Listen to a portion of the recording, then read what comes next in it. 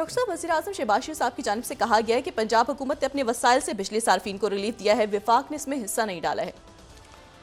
मतलब वसाइल से मुराद कौमी खजाने से दी है, जेब से किसी कोई नहीं दे रहा पैसे। ये अवैश लगारी साहब का एक बयान मेरे सामने है, अगर हम उसकी स्लाइड दिखा सकें। उन्होंने आज ये बात की है कि 2 घंटे की लोड शेडिंग अगर बर्दाश्त कर लें तो 50 अरब का फ़ायदा होगा। ये एक फार्मूला है जी। तो अगर हम 4 घंटे की बर्दाश्त करेंगे तो 100 अरब का होगा, और अगर हम 8 घंटे की लोड शेडिंग बर्दाश्त करेंगे तो 200 अरब का होगा। तो ये तो एक नया मतलब मईशत को ठीक करने का एक नया फार्मूला जो है वो सामने आया है, और 24 घंटे की करेंगे तो इतना फ़ायदा होगा बहरहाल। लेकिन इसके साथ एक और बड़ी अजब सी बात है, और जिस पे हम तो बड़ा मुतमईन बैठे हुए थे कि भाई कम से कम ये जो बाकी मामलात हैं मुल्क में, ये सोशल अनरेस्ट, महंगाई और ये सारे मामला, और IMF के साथ मामला तय हो गए हैं और बस सब कुछ ठीक। लेकिन अब जो है ये पता चल रहा है कि IMF के साथ हमारे मामला हैं ही नहीं। मतलब ये नहीं कि अच्छे हैं बुरे हैं, वो असल में कहीं हैं ही नहीं, इस वक्त वो खला में है। अब ये मैं क्यों कह रहा हूँ, क्योंकि मुझे समझ नहीं आ रहा कि वो कहाँ पे है मामला IMF के साथ। मतलब IMF के साथ जो हमने अगले 37 महीनों में उनसे कुछ 6-7 अरब डॉलर लेने थे, इस साल हमने उनको पैसे वापस करने हैं, और इस साल हमने उनको 14 अरब कैश की सूरत में देने गालिबन, और बाकी जो हैं वो हमने जो है वो कुछ उनको कुछ रोल ओवर वगैरह होने थे 2 ममालिक। वो हुआ क्या है हमारा IMF के साथ, मामला ख़राब हो गए हैं पाकिस्तान के दोबारा। तो जो इकॉनमी है उस पर गहरी नज़र रखते हुए जो एनालिस्ट हैं, तज्ज़ियाकार, माशी तज्ज़ियाकार मेहताब हैदर साहब से पूछते हैं कि ये हुआ क्या है अचानक, कि हमें पता चला है कि IMF के साथ मुआहिदा हो गया है, ताख़ीर से हुआ है, खला में है, ये क्या किस्सा है? मेहताब हैदर साहब अस्सलाम वालेकुम। जी वालेकुम अस्सलाम डॉक्टर साहब। मेहताब हैदर साहब, ये मुआहिदा हो गया है, नहीं हुआ, होना है, हो सकता है, क्या है? जी बिस्मिल्लाहिर्रहमानिर्रहीम, thank you very much doctor साहब, आपने मुझे मौका दिया। देखें, बुनियादी तौर पर पाकिस्तान और IMF के दरमियान एक स्टाफ लेवल एग्रीमेंट हुआ एक्सटेंडेड फंड फैसिलिटी के तहत, जिसके तहत 37 मंथ्स का ये प्रोग्राम है, और पाकिस्तान को $7 बिलियन अगले 3 साल के अंदर जो है वो मिलेंगे। उस टाइम फाइनेंस मिनिस्टर और उनकी टीम और IMF की साइड से भी ये कहा जा रहा था कि ये मैक्सिमम 4 to 6 वीक्स के अंदर ये प्रोग्राम हमारे बोर्ड में चला जाएगा, और बोर्ड में जाने के बाद इसकी अप्रूवल जो है वो दी जाएगी।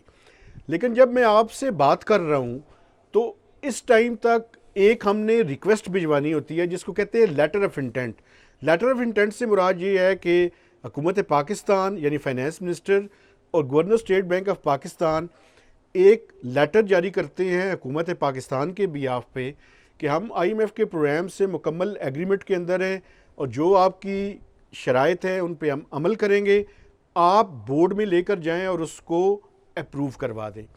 अच्छा, चंद दिन पहले फाइनेंस मिनिस्टर से हमारी बातचीत हुई। कतई कलामी जी जी, ये हम बात कर रहे हैं अगले जो हमने बड़ा प्लान उनके साथ, ये मैं पिछला तो बात खत्म हो कर गया रहा ना, हूं, हमारा पिछला खत्म हो गया वो 9 महीने का स्टॉक। जी पिछला ये जो प्रोग्राम आगे खत्म हो चुका हमने है, उनके साथ 2-3 साल का करना था, ये उसकी बात हो रही है। जी उसकी बात हो रही है। पिछला प्रोग्राम 9 माह का जो था, जो केयर टेकर पहले PDM की हुकूमत ने किया, और कंप्लीट जो है वो फिर आपको याद होगा कि एक केयर टेकर गवर्नमेंट आ गई थी जिसका टाइम पीरियड एक्सटेंड हो गया था।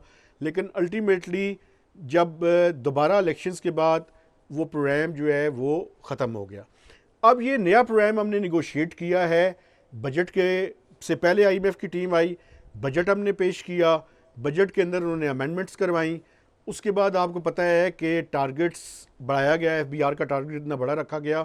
तो 12 जुलाई को पाकिस्तान और IMF के दरमियान एक स्टाफ लेवल एग्रीमेंट हुआ जो 37 माह के लिए है, और ये $7 बिलियन है।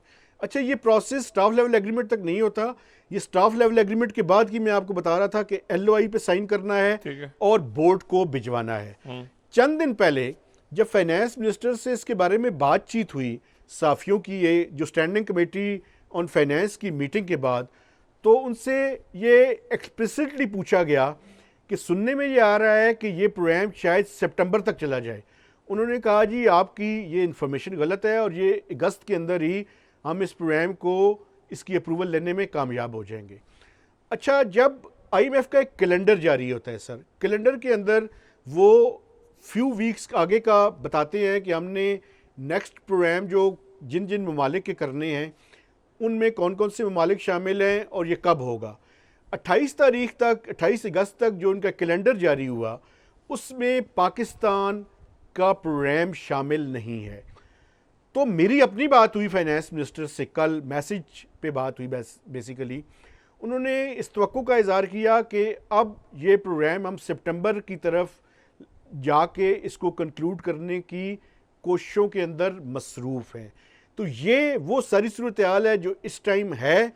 अब उसके पॉलिटिकल कनोटेशन भी है और मैं कहता कलामी दोबारा कहता कलामी, ये सारा जो बजट है जो आवाम के सरों के ऊपर टैक्स और एफबीआर और ये सारा बजट आईएमएफ ने बनाया है। हमने कोई एक कंडीशन उनकी ऐसी जो हमने ना मानी हो, हमने जो उन्होंने कहा हमने मान लिया। अब आखिर में वो कह रहे हैं कि जी ये एग्रीमेंट साइन नहीं हुआ, और साथ ही खबर आ रही है कि दोस्त ममालिक हमसे कायल नहीं हो सकेगी कि क्या हुआ है। देखिए, मैं आपको बताऊं, हमारी जो एक्सटर्नल फाइनेंसिंग की नीड्स हैं इस साल के दौरान वो कोई 26 बिलियन डॉलर्स की हैं, जो हम हमारे मुल्क ने जो डॉलर्स जो गैप है उसको हमने फिल करना है। उसमें से 12.3 बिलियन डॉलर्स रोल ओवर्स हैं। ये जो फ्रेंडली कंट्रीज़ हैं जिसमें चाइना है, सऊदी अरब है और यूएई है। बेसिकली हमने उनसे जाके रिक्वेस्ट की कि आप 3 साल के लिए इसको रोल ओवर कर दें। उन्होंने कहा कि हम 3 साल के लिए रोल ओवर नहीं करेंगे, हम 1 साल के लिए रोल ओवर की एश्योरेंसेस आईएमएफ के बोर्ड को दे देंगे। उसके बाद 4 बिलियन डॉलर्स जो है वो कमर्शियल फाइनेंसिंग का है। कमर्शियल फाइनेंसिंग से मुराद ये है कि हमने ज़्यादा चाइनीज़ जो कमर्शियल बैंक से उनसे लोन लिया हुआ है।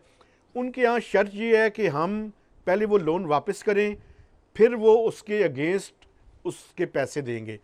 तो वो रोल ओवर नहीं करते कमर्शियल फाइनेंसिंग को। तो वो एक टाइमिंग का इशू है कि वो 4 बिलियन डॉलर, तो 16 बिलियन डॉलर्स हो गए, बाकी रह गए 10 बिलियन डॉलर्स।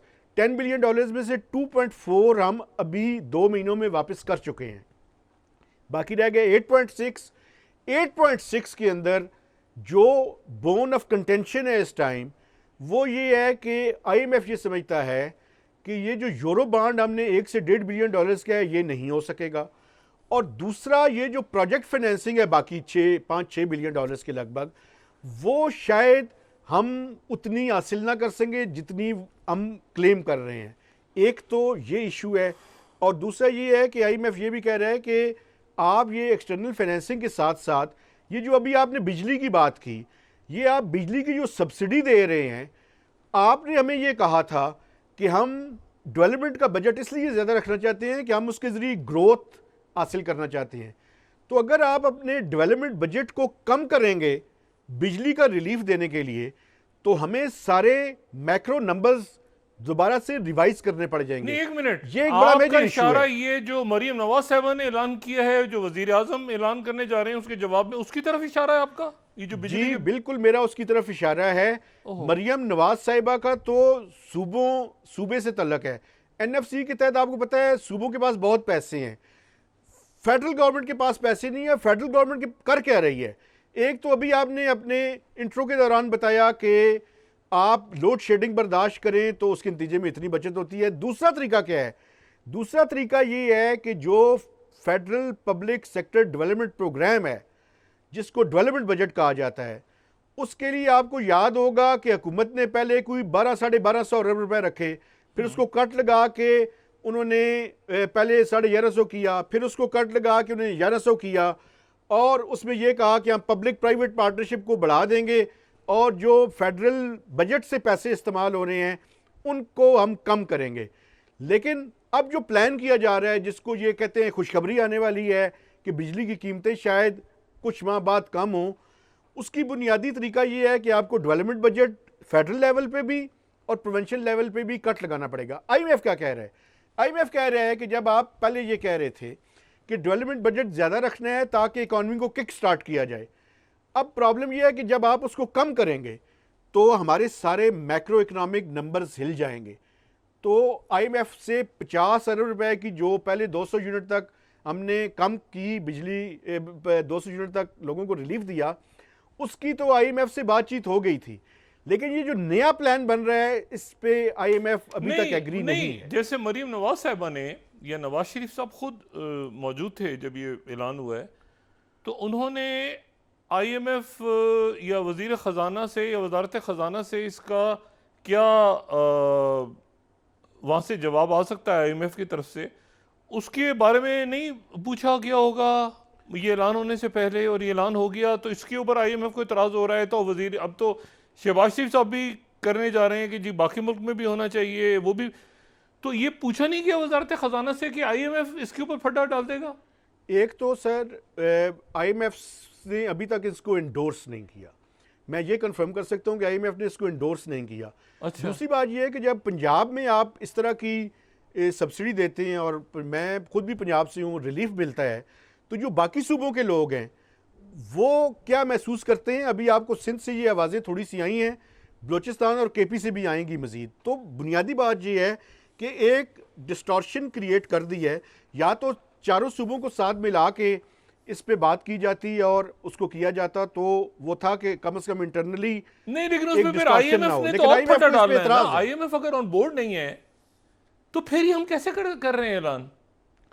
अभी आपने देखा कि जो फेडरल मिनिस्टर हैं उन्होंने कहा कि ये जो बिजली की कीमतों में कमी है ये 1 से 2 माह बाद होगी।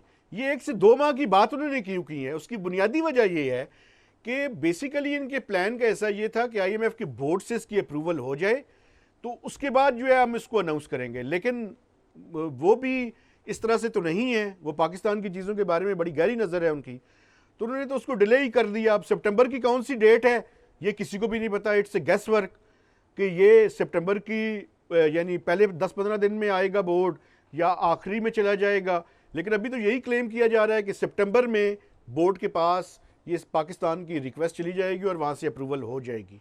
अभी इस उम्मीद का इजहार किया जा रहा है, लेकिन अब देखना ये है कि सितंबर में इसके बारे में क्या पेशरफ्त होती है।